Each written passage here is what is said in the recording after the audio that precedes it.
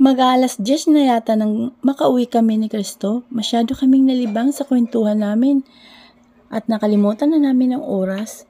Oh well, wala naman akong pakialam pa sa magiging reaksyon ni Albert. Pagbukas na ako ng kunang pinto sa silid ko, nang nagpakita sa aking tagiliran si Albert.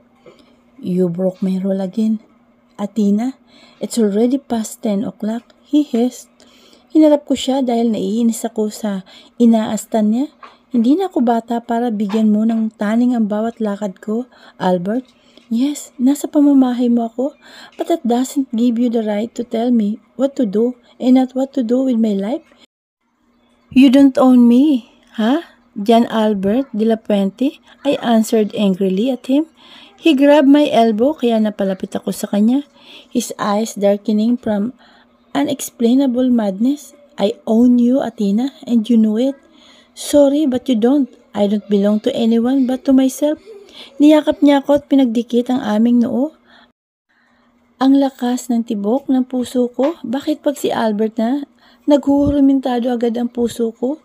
Just a touch from him makes me go beyond crazy.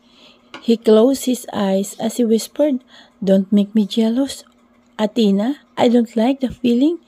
I scope. Ako, walang karapatan siyang magpagsilosin, pero pag siya pwede. Where's the logic in there? Why feel jealous, Albert, when you don't have feelings for me? I'm not Juan para makaramdam ka ng selos. Exactly, sweetheart, because you're not here. You are my Athena, and you belong to me, he whispered in a breathy tone. Umiling lamang ako. No, I'm not. Yours. Don't play around, Albert. I'm not your toy. Bumitaw ako sa yakap niya at pumasok na sa kwarto ko. You can't pull me, Albert.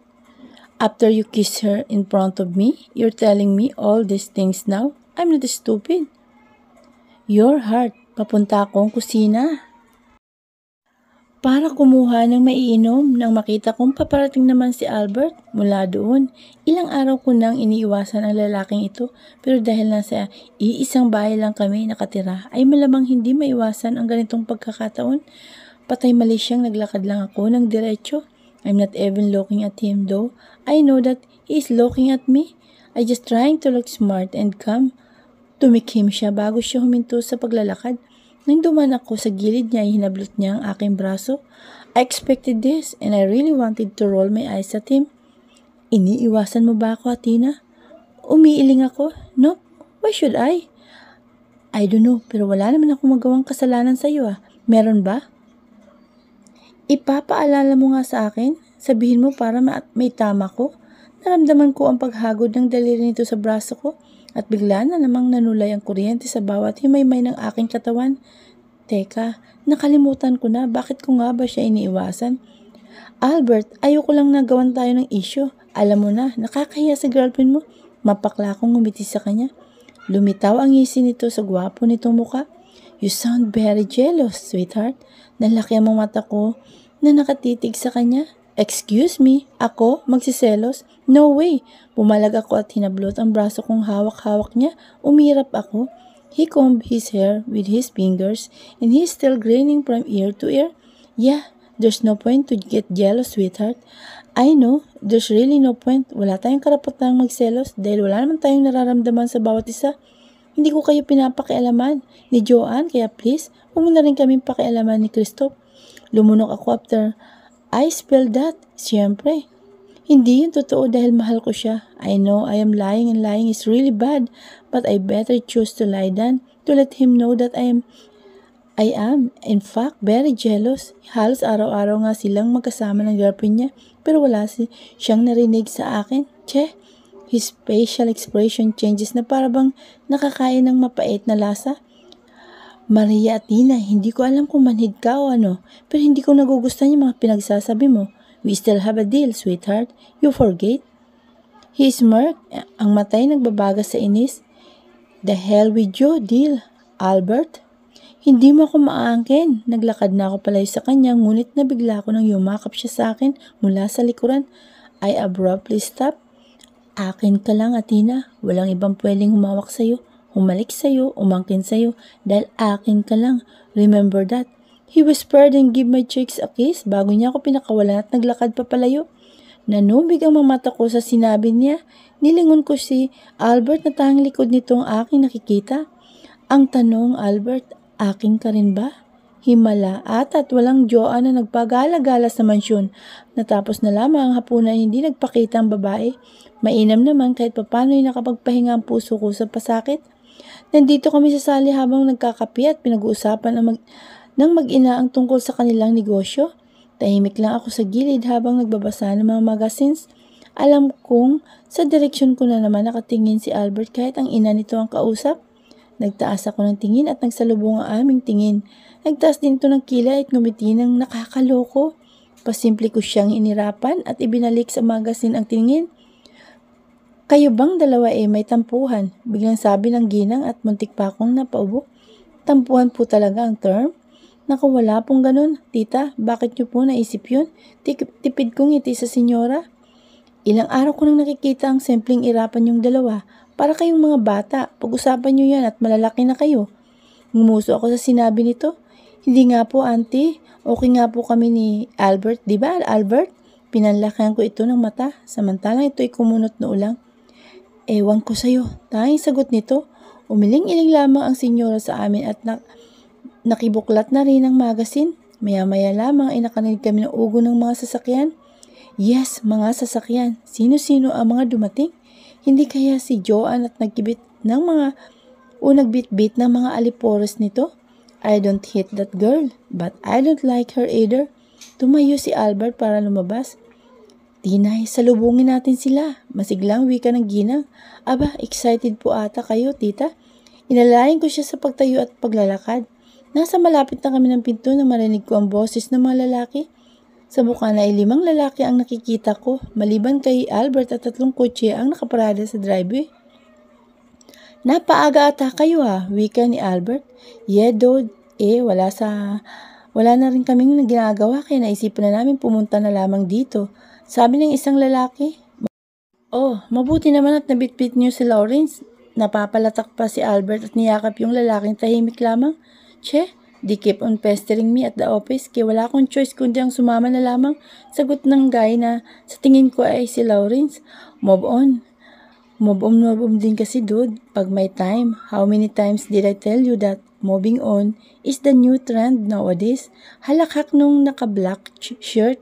Trend my ass, palatak nung Lawrence. Kung hindi ka ba naman kasi sira, bakit mo naisipan yung ganung bagay? Never mind, wag na nga natin pag-usapan pa. 3 taon nang nakakalipas.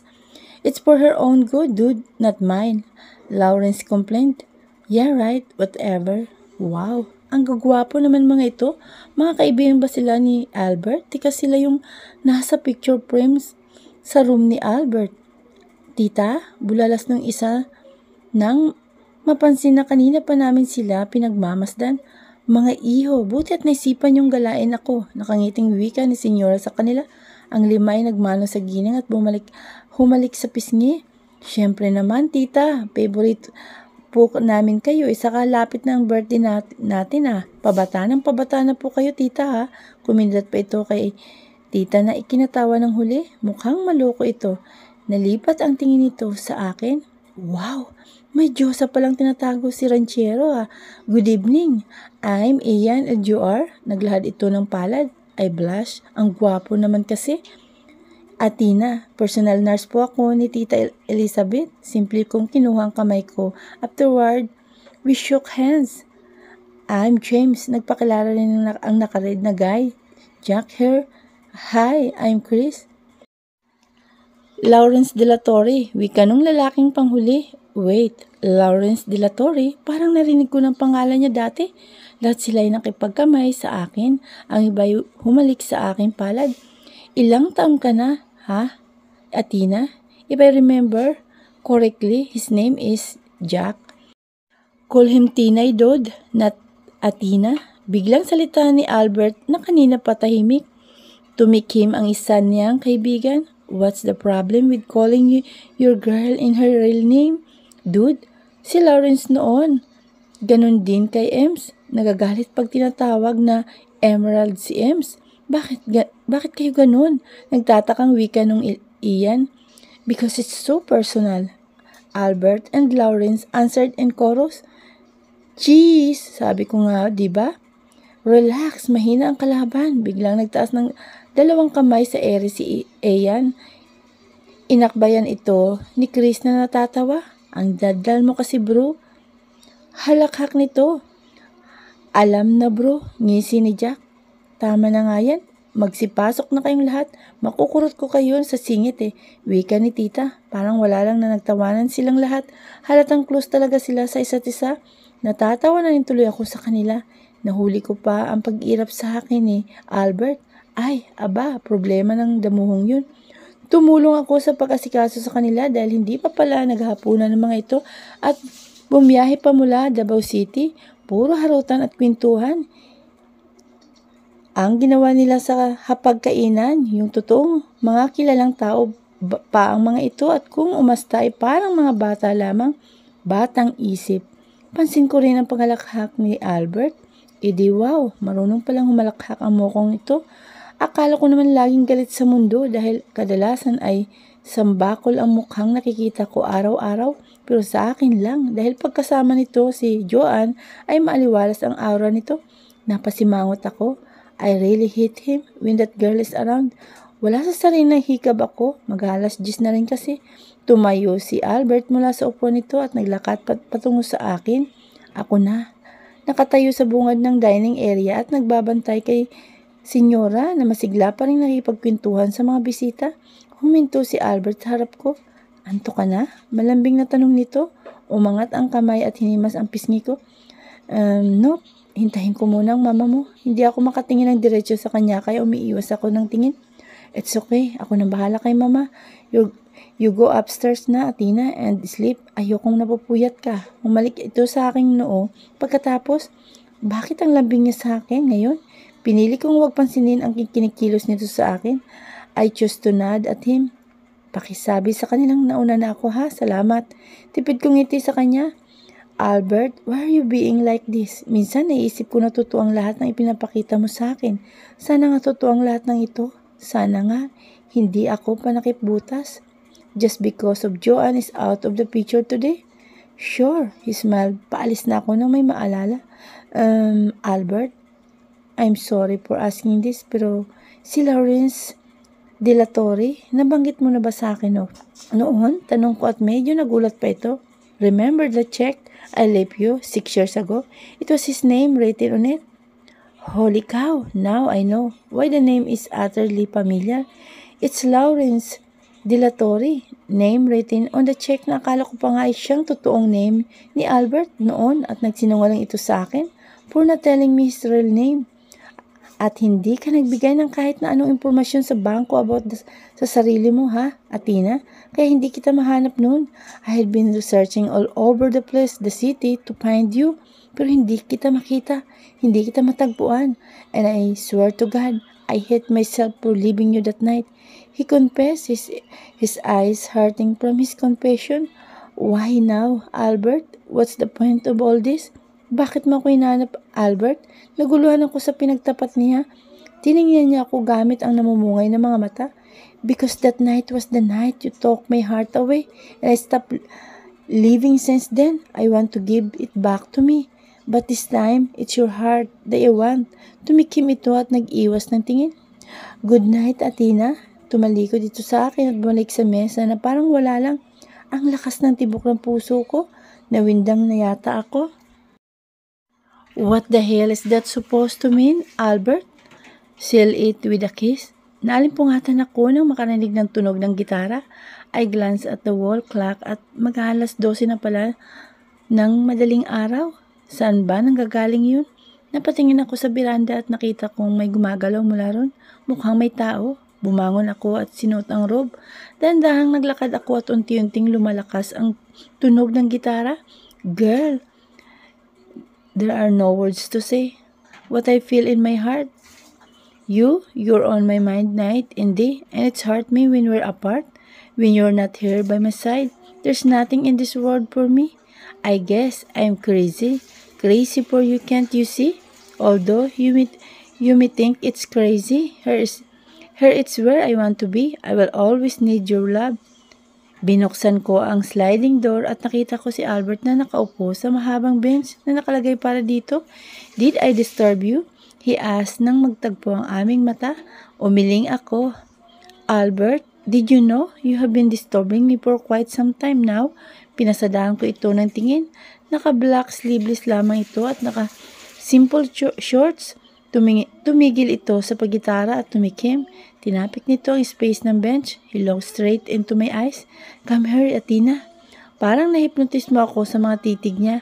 Naglakad ako papunta sa kanyang kinaupuan. He raised his hand so he could hold mine at inalayan akong makaupo. Where are your friends? Tanong ko pagkaupo ko sa tabi nito. They're sleeping like pigs. Natatawang sambit nito na ikinangiti ko. And why aren't you sleeping yet? Nakatingin lamang ako sa kanya. Sa unahan at sa kadiliman ng paligid. Sa gilid ng aking mata ay nakita kong lumingon siya sa akin. Hinawakan niya ang aking baba para magtama ang aming paningin. Sweetheart, tell me, how can I sleep when I know all along that you're sleeping next to my room? You've been giving me sleepless nights, Athena. Without you knowing it, kailangan ko pang paghuri ng sarili ko at maglasing para pag-akyat ko dito ay matutulog na lamang ako at hindi ka naiisip. You have no idea how many times, sweetheart, I stop in front of your door so I can see you before I go to bed. But then, I know it's not a good idea because seeing you might not be enough. He spoke huskily, thoughtfully. His eyes glittered with sincerity at gusto kong kilabutan sa pahayag nito. I swallowed hard what I'm going to say. Pinalandas nito ang daliri sa ilalim ng aking labi. I like that song. Can you please continue singing? Sabi ko para maiwasan ang kanyang deklarasyon. He smiled genuinely at me at tumango. Well, now I can see every dream when I look in your eyes, and though things never are what they seem, there's one thing that I realize, that there's no doubt in my mind, we can make this love go on forever. Habang umaawit ay nakatitig siya sa akin na parabang he meant every word and lyric of that song. It was like he spoke them at straight from his heart. At hindi ko na rin maalis ang titig ko sa kanya, lalo na bawat pagbukas ng kanyang labi. Ang mga labi nitong matagal ko nang hindi nahalikan. I guess I'm crazy. Crazy for you, can't you see?